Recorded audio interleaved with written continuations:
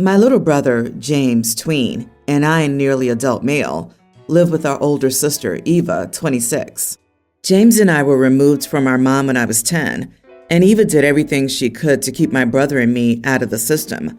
I think it was because she was worried we'd be separated, and I know she was in foster care for a little bit when she was younger too, so I guess that was another reason she didn't want us to go in. She has guardianship of us now, and the adoption process is already going through. So today we were having a family dinner at a relative's house, and some people from our mom's side of the family, aunts, uncles, and cousins, etc., were there with us. My aunt ended up making a big deal about the fact that Eva had James and me help with some of the prep for dinner. She said something like, "You shouldn't be bossing them around. They're not your kids and you're not their mother." Before anyone could respond, I said, "Well, we haven't been your sister's kids for like 7 years now. So who do you think was doing her job instead?" My aunt got mad, and then eventually, everyone started arguing, so dinner was ruined. A few of my cousins even texted me afterward and said so, and pretty much everyone went home. Eva told me that it was not my responsibility to defend her, and then she said she was sorry for the situation with our aunt. I feel bad because I made Eva feel bad, and because, according to most of our family, I ruined the occasion with what I said. They think that it wasn't the place or time for me to bring up my mother's situation, even if it was just in response to what my aunt was saying. I didn't mean to ruin dinner or anything, but if I was out of line, then I'll apologize. Am I the idiot? Edit. No one in my mom's family helped my sister out when she was 19 and suddenly responsible for 2 kids. And honestly, I don't know why. Even when Eva was a kid and she was taken from our mom temporarily, our relatives were given the option to keep her out of a foster home and let her stay with them, but none of them took her in. I can't imagine what my life would have been like if she wasn't there to fill in where our mother fell short. She's the best sister I could have ever asked for, to be honest, and I'm glad she'll officially be my parent soon. Not the idiot. Your aunt was out of line to comment on what your sister asked you to do, and then she couldn't handle the truth when you spoke up. Too bad for her. Your sister's right that it wasn't your responsibility to defend her, but it was the right and honorable thing to do, in my opinion. Congrats on your impending adoption. Your sister sounds like a gem. You're an awesome brother, and your sister's done an excellent job raising you. The family is wrong. You didn't ruin anything. I'm amazed that people who would have let Eva and the 2 of you rot in the system were even invited to a family Thanksgiving. They sure don't act like family or even friends. God bless you and your siblings. It sounds like your family's lashing out from guilt. Not one of them could bother to take in 1 child when your mother had been removed as a guardian, and yet when history repeated itself, she took not 1 child on but 2 at the age of 19. I imagine it galls them. All the tiny excuses they made for themselves about why they couldn't take her in are lies, simply because she did it. She made it work. Aunt is jealous of how well the sister's raising the brothers. She's also projecting guilt for not stepping up to help. Her comments went straight for the jugular. They were meant to hurt and diminish the sister for being a better person. It's pretty aggressive behavior if you really think about how targeted that comment was. I would have added, "Please explain where you were, Auntie dearest, when sister became our guardian. Were you too busy being a useless, judgmental idiot while this girl raised a 10-year-old and a toddler while being a teen herself?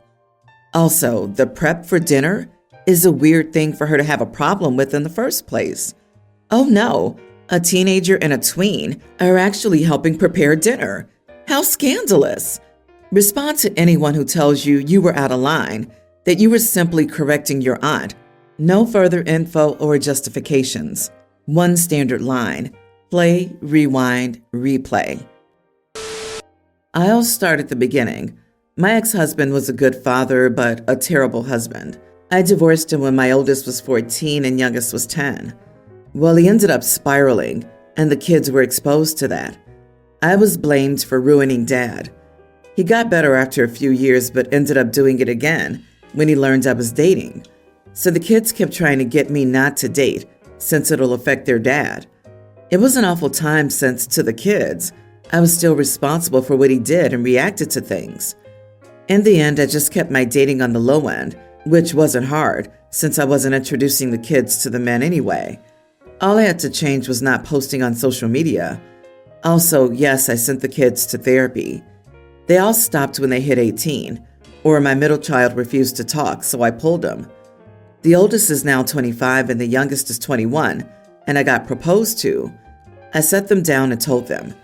They were not happy and were angry that I was doing this to Dad. Lots of talk later, and I thought it was good. The wedding's in 2 weeks. I got a text from all the kids saying they won't be at my wedding, that they need to support Dad during this time. I had enough and texted them that if they don't go to my wedding, it'll damage our relationship, and I will not be attending their own weddings when they get married. They were angry and it started an argument, and all of them thought I was a huge jerk. I truly hate that I can't do anything that makes me happy, since it'll affect my ex. Edit. Kids were going to go. My daughter was actually going to play the piano for when I walked down. Now they're not. I divorced him since he was a horrible husband, never helped me in any way, and to me, I was the personal bang maid. They blame me for his actions since I set him off with the divorce or dating. I never speak about him due to this reason. I kept my mouth closed, and when something bad happened to him, my go-to response was that I'm sorry to hear that for him. I made sure to keep my feelings about him close to my chest. I kind of want to tell them every horrible thing he did in our marriage, but all that would do would hurt the kids, since they do love him. Not the idiot. They're adults now and should realize that you're under no obligation to stay single to appease your ex. They're not the only people who've had parents divorce, and yet it seems like they can't get over it. And if after all this time, your ex is still emotionally impacted by your personal life, then he needs to get on with his life and get help, because it's not healthy. Also, assuming that they want you to go to their weddings in the future, are they expecting you to go solo and not bring your husband? You're allowed to move on. You don't need to put your personal life on hold just because it doesn't sit well with your ex. Your children need to be supportive of both their parents. They're no longer bratty teenagers. They're adults now. Ex's parental alienation campaign against you seems to have been pretty effective, and he's made the kids believe that you're responsible for his happiness and well-being. It's time to tell them the truth about their father. This absolutely sounds like parental alienation, and it sounds like Dad is a huge narcissist if he can't let go of his ex-wife, and he spirals anytime she does something to make herself happy. He has manipulated your children to try and get them to control you. The only way to solve this problem is for your children to see and understand what your ex is doing and why it's so unreasonable. Unfortunately, it might take a very long time for your kids to find clarity. Good luck. Update. I realized I'm okay letting them go. I can't do it anymore. If they go, I have hope to fix this relationship. If not, I'm just done. I can't keep playing this game. It's for everything. Anytime I have something good, his feelings have to come first. I can't do that anymore. It hurts too much. You convinced me to lay it all out for them, so I did send them every single thing. I think it's over. Thanks for everyone that tried to help. I know this was a no-win situation. I, 19, am allergic to dogs. Nothing serious, just very irritating. My parents are older, and while I live here, I essentially take care of the house's upper floors instead of paying rent. About a month ago, my parents got a dog from a friend. He's a little dog, not sure what breed, and generally an okay dog, my dad's best friend. Up until now, it's been rough but okay. I take allergy meds and that mostly helps. Still itchy, sniffly, and feeling generally unwell, but otherwise okay. He also chases my cat, but she stays upstairs mostly anyway. Well, a few days ago, he discovered our laundry room. He found my clothes and underwear, played with them, and my dad got them off of him and put them back in the laundry without telling me. As you can imagine, when I put it on yesterday, there was a whole situation. I'm itchy, sore, and bleeding in some spots. I've tossed the underwear, but I'm at a point where I'm so tired of this dog. I cried to my friend about it, and she came to me yesterday evening with her mom and said I could move in with them as long as I paid rent, and I can bring my cat. So this morning I told my parents that they'd get rid of the dog or I would move out and they'll have to take care of their own house. They started by apologizing and asking me to reconsider. When I denied, they essentially said I expected them to pick between their children. I was a little insulted that I had the same value as a dog they'd had for a month and called them bad parents. I'm in pain. I can't enjoy my own home, and they still want to keep the dog? I went to bed and told them to choose by tomorrow, but I haven't been able to sleep for worry. I feel so bad. I spoke to a different friend who said it was uncalled for, and I should understand. I wouldn't want to give up my cat ever. I'd die for her. But I can't keep living like this, and I also feel awful for making them choose. Either way, it sucks for someone. Am I the idiot? Not the idiot. Choosing between their children? What on earth? It's a dog, and they can't even be bothered with the basic decency of washing your clothes when the dog touches them. If you're bleeding, this is far more than a mild irritation. They're living in a dreamland if they expect you to put up with that. They are bad parents. I can't imagine being this cruel to my child. Get out, OP, and see how long they last without you. If they're okay with it, you know the answer. But if I were them, I'd rehome the dog, get the house deep cleaned, and apologize on my knees. I was a little torn at first just because I get the idea of being attached to an animal. However, these are your parents, and when they took the dog in, they had to know you were allergic. They went ahead knowing it would make you feel, at best, a bit yucky, and at worst, it would make you feel like a complete idiot. I disagree. You are the idiot for giving an ultimatum. Give up a family member, or I'm moving out. Grow up. It's their house. They can get a dog. You're an adult. You don't have to live with your parents. Just move out without the drama. Why are you making it all about yourself? You're 19. Stop trying to control your parents. You're going to move out eventually, and the dog will be good for them to have. Did we read the same story? She's there to help her parents and doesn't have an issue moving out. Her parents are the ones who need her to sacrifice her comfort to take care of their house. And for the parents to say that the dog means more to them than the well-being of their child. Jesus, I don't feel like OP did anything wrong in this situation. Honey, it sounds like your parents' plan to evict you is working perfectly. I, 50 female, have 2 kids, Laura, 26 female, and Chris, 29 male. Laura's an interior designer, and Chris is an RN. I met Laura's girlfriend of 6 months, Heather, 28 female, in person around 2 weeks ago at a family gathering. Heather was absolutely delightful. She was polite, charming, kind, and she obviously had heart eyes around Laura, so we all immediately got to like her. She also hit it off with my mother, Ruth, 75 female, really well. My mom got sick the other day. She was breathless, pale, and kept saying her chest was hurting. Heather's training to be a cardiologist, so after calling the ambulance, she was the first person I called.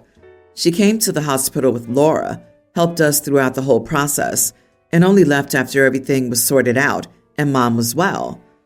Chris was pretty mad at me for calling Heather because he said meeting a person once isn't an indication to call them during an emergency. He said I should apologize for disturbing Heather or get her a thank you card or something, which I certainly will. He told me I had crossed the line and I should have called him first instead of Heather. Was I wrong to call her? I talked to Laura, and she said Heather didn't mind the whole thing at all and was happy to help. She also said Heather was glad she was already being treated as part of the family. I will 100% get her a thank you gift. Not the idiot. You reached out to the most qualified person in an emergency, and you've heard nothing from Laura or Heather, indicating she was uncomfortable. Chris might be used to people asking him for medical opinions and protecting Heather proactively, or he might be jealous of Heather's qualifications. I would reach out to Laura and ask her if you made Heather uncomfortable, just to be aware of her boundaries in the future.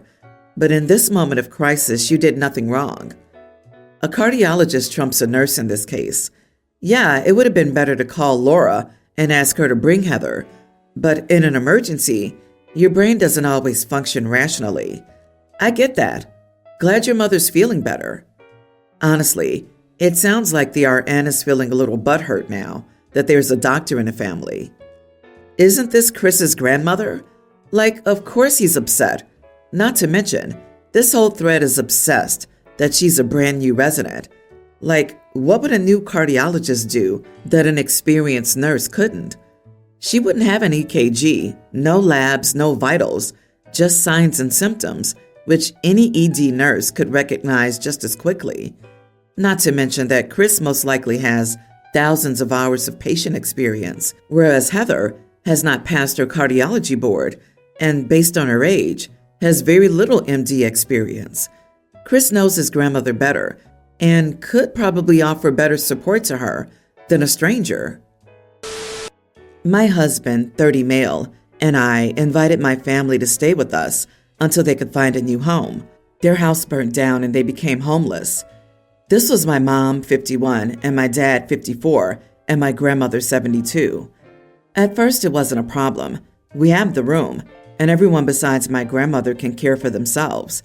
It did make things a little crowded with 5 adults, 2 kids, a toddler, and a kindergartner, and our dog, but we managed since it wasn't supposed to be for that long.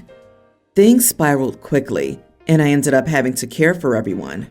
From the moment I wake up each morning, it's nothing but, OP, can you do this? OP, can you do that? OP, you should do this or that. I don't even have the chance to sit down and eat until everyone's in bed, and forget time with just my husband and kids. It got worse a few days ago when we found out our dog was very sick and needed round-the-clock care for a while. The final straw was when my mom complained that the house wasn't clean enough. I sat everyone down and I told them I needed a break, and I was now expecting everyone to pull their weight around the house. I wasn't asking anyone to do any chores, just to pick up after themselves. If they needed something while I was busy, to get it themselves. This started a screaming match with my mom and her calling me a lazy witch because they were guests. I screamed back that, yes, this was my house, but I'm not their servant. My parents are now not speaking to me, and my family's saying I was way out of line for losing it the way I did because that's my parents. Am I the idiot? Not the idiot. Kick them out. Parents or not, people who scream at you, abuse your hospitality, and give you the silent treatment do not belong in your home. Give them a warning, but be firm and stick by it. And stop catering to them in the meantime. They should absolutely have chores, and you should not be cooking, cleaning, babysitting these grown, entitled adults. By the way, they aren't guests. They're using your hospitality because they're homeless. Those are very different things. Wait, do you mean the moment they became guests, they lost the ability to do anything for themselves? That's unique. Most folks visiting, not to mention having a free place to stay, do what they can to not be a burden. But here's your mom expecting white glove service. Lord, I'd have thrown her out when she called me a lazy witch. It's time for them to find a new place to live and some serious boundaries put in place afterward. Whenever I'm a guest at anybody's house, I make sure to tidy up after myself and try not to ask for much. This behavior is kind of appalling. Your mom is way out of line. They are not guests that should be treated like a 3 to 4 day visitor. They should be cooking meals, cleaning the house, and trying to make your and your husband's lives easier because they are a huge disruption to your life. Tell them if they don't do a 180 and start treating you with respect and appreciation, they're not welcome. The second a guest screams at me in my home, they're out on the street. It would be Christ himself, and I tell him to get out.